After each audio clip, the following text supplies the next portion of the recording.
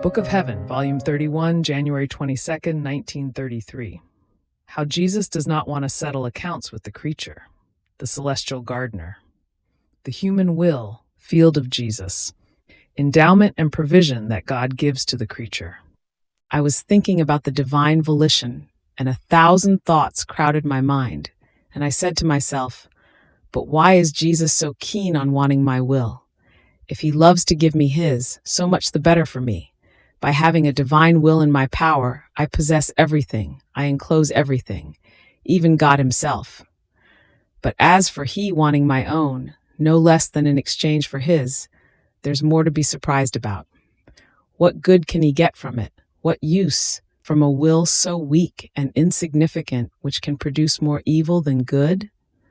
It shows how Jesus doesn't know much about accounting, nor can he give, or better, want to give the just value to what he gives, in exchange for what he receives. As long as he obtains his intent, he does not care whether he obtains little or nothing compared to the much he has given. However, here it shows how his love is true love, because it is disinterested. But while my mind was making nonsense, my most sweet Jesus showed himself all attentive in listening to my nonsense, and all delighted, told me, "My blessed daughter, if I wanted to settle accounts with the creature, I would never have anything to give her, because whatever she might be able to give to me, everything was given by me before.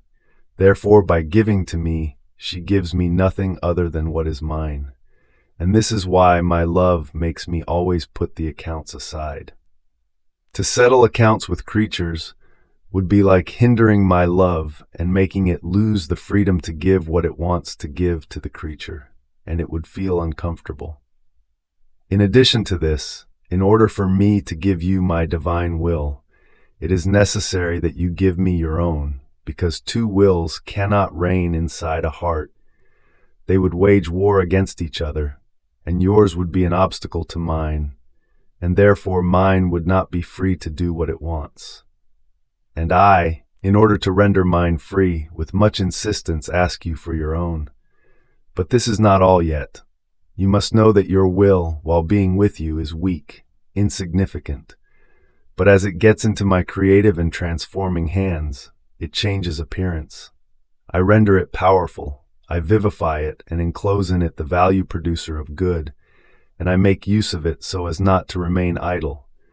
And making myself the celestial gardener, I work in this field of your will, and I make of it a beautiful flowery field and a garden of my delights. So what in your hands is insignificant and maybe even noxious, in mine it changes its nature, and it serves me to amuse myself and to have a little soil at my disposal in order to form the most beautiful flowerings.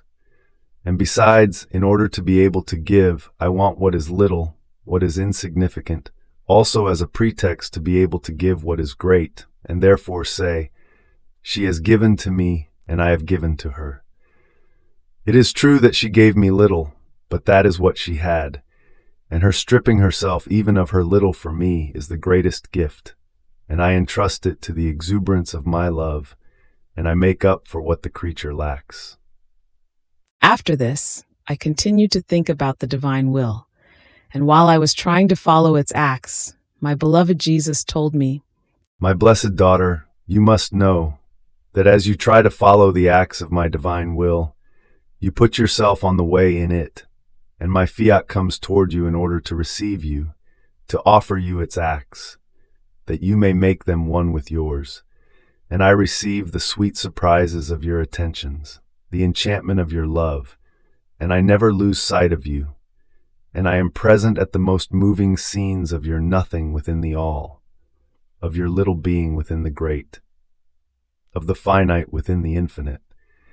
It seems a mutual alternation, God and the creature, and in this alternation one pours his own self out into the other, out of pure love. Now, you must know that when we issue the creature to daylight, we give her the endowment, the provision of little divine particles of ours. The endowment is our will, nor do we set a limit. On the contrary, we gave her the freedom to increase her endowment.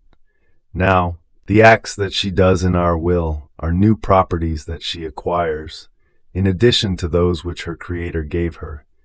And in the emphasis of love, we say to her, the more acts you will do in our will, the more divine field we will give to give you the place in which to put your acts. So, you will work in our celestial field, and we will give you as much more field as you want, as long as you don't keep it empty and are attentive to put it into traffic. Even more, we will have the contentment of seeing your properties yet more extended. We act like a father when he gives his endowment to his son.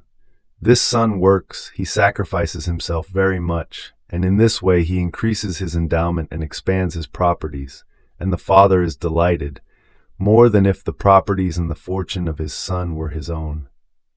So we do, or rather, still more. When we see her all attention, ready to any sacrifice, we do not leave her alone, but work together with her.